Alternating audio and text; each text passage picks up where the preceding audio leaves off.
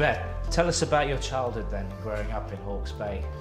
Yeah, it's obviously it's a beautiful place. Grew up there until I was about 12, and I now moved to Australia. So yeah, I went to primary school at Green Meadows Primary School, and yeah, it was always a great time playing cricket and rugby, and yeah, it's just an awesome place to grow up. Napier's an Art Deco place. We had an earthquake in the 1930s, I think, and they redesigned the whole place Art Deco, and it's just an amazing place on the beach. And my family's been there for years. They came from Central Hawke's Bay and then moved up to Napier. Family business has been there since 1973, so I've been there for about 60, coming up 60 years, and it's just been crazy just to be there all the time. I'm born on Napier Hospital Hill. It's not there anymore, but yeah, it's a lovely place, and I always love going back after a few series.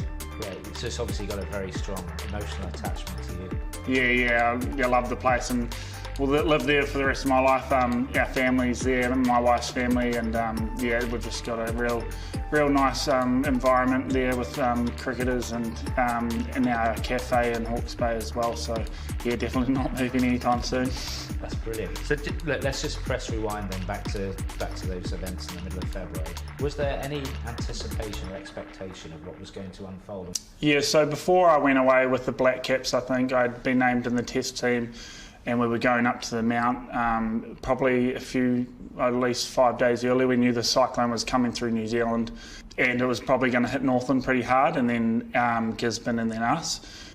About 3 days out, we got told to drive to the Mount early. Flights were getting cancelled, so me and Will Young left and didn't think again too much of it. Thought that, you know, we've had this before, like the cyclone's gone off the coast and not really got much. And then I got named in the team, my first test, and we were overjoyed as a family. And then the cyclone sort of came down and hit. Overnight, Cyclone Gabrielle brought so much rain that all that was left was a small island of grass. But the rivers rose further. Getting in and out of the region remains a concern. We were in the Mount and there was heavy rainfall, but again, it passed through the Mount pretty well, as you can see, because we played the full game. But then, yeah, Hawke's Bay was badly hit. About 8 in the morning, I was watching the news, and it seemed like it had gone through, and we didn't know much because there was a lot of loss of contact. And my wife in Hastings, they had lost all their power, so we couldn't get hold of them. But in Hawke's Bay and Napier, they still had power. And then the riverbanks burst at about, just after 9 in the Taradale area where the power station was, and then bridges broke. So we lost contact with people like Sarah's parents and my partner's parents and my parents, and from there on in it was sort of the rivers broke throughout down towards Clive, and that's when the serious flooding started. Yeah, so it was pretty full on from there, and obviously the next day I was supposed to be Dave Moon for New Zealand. You must have felt really detached and helpless, I guess, did you, being up in the Mount, and you knew that your family were going through this awful experience? Yeah, you sort of felt helpless. Like, there was a few times that I felt maybe I shouldn't be playing, I should be, going to help out, because it is still just a game. But my dad and my father-in-law just encouraged me to play, and it was, a pretty full-on time.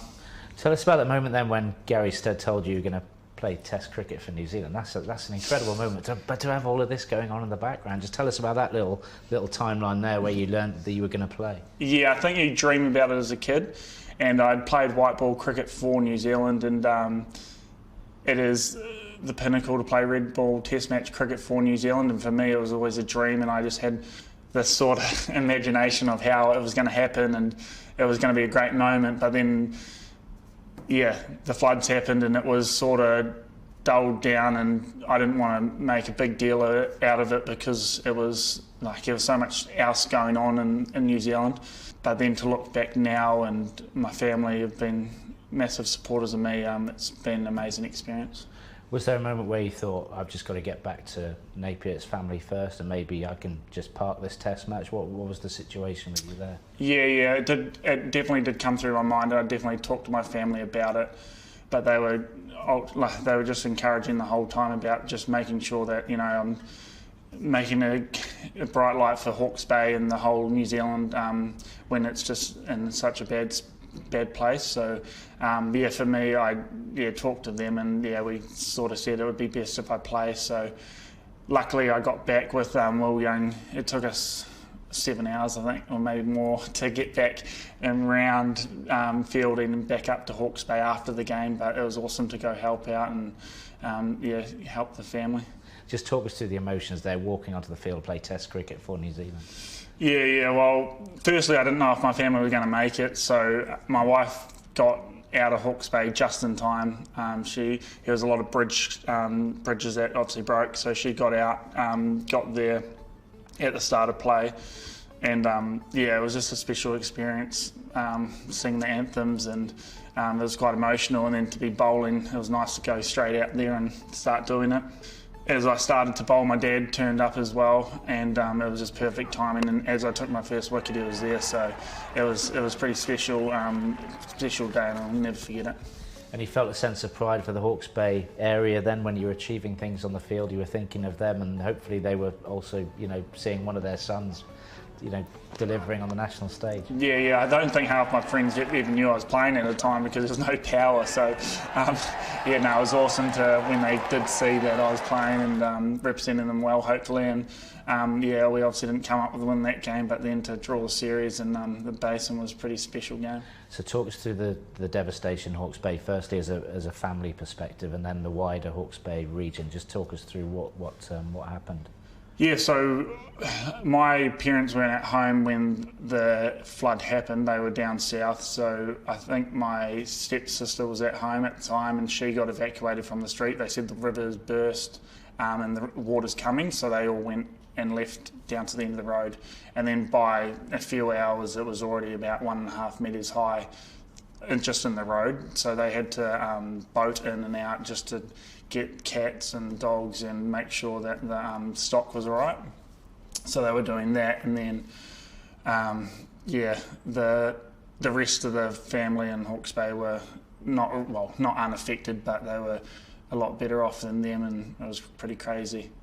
And your dad's house, in particular, took a hit, didn't it? Yeah, they had water and obviously mud all through their house, and you can't imagine it until you see it, really. There was photos of how high it was throughout the street, and it was crazy, but at the end of the day, at least there was no one hurt, and we can rebuild from there.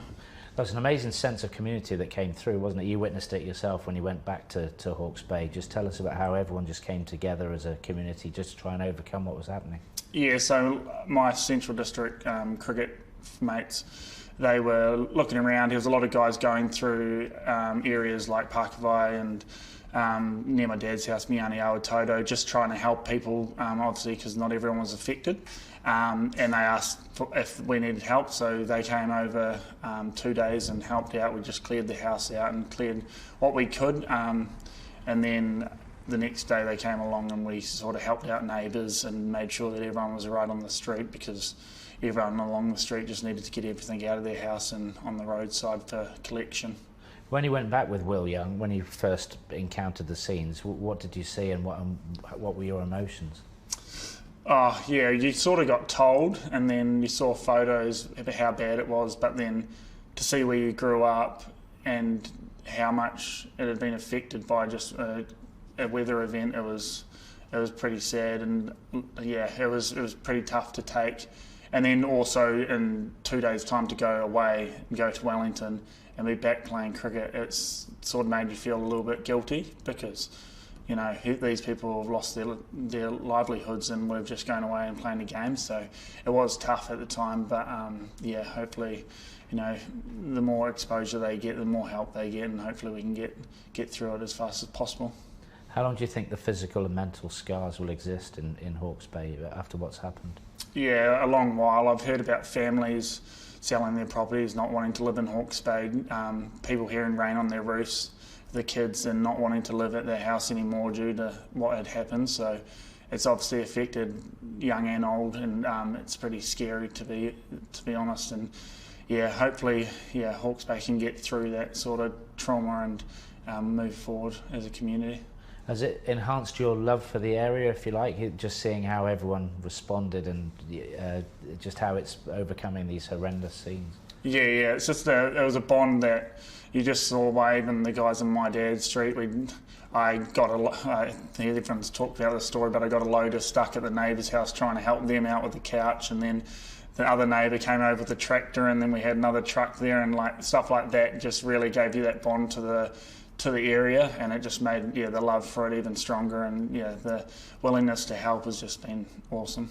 So when New Zealand Cricket came across this idea about this weekend, what were your thoughts about that, and how great an initiative this will be this Saturday? It's going to be fantastic. Yeah, we talked as a team and about it all, and they supported us really well, and we said we wanted to do something, and then a few days later New Zealand Cricket came forward with ANZ and Red Cross, and it's just been a snowball effect really from there. And we've got now text lines to donate to Red Cross. We've got the shirts, one of a kind shirts that are up for auction, doing really well at the moment, and then obviously the tickets to the game. So it's been amazing to be part of, and that little help goes a long way in the Hawke's Bay and throughout the whole of New Zealand that's been affected by the cyclone. So it's not just obviously where I'm from, but there's a lot of people that are hurting as well.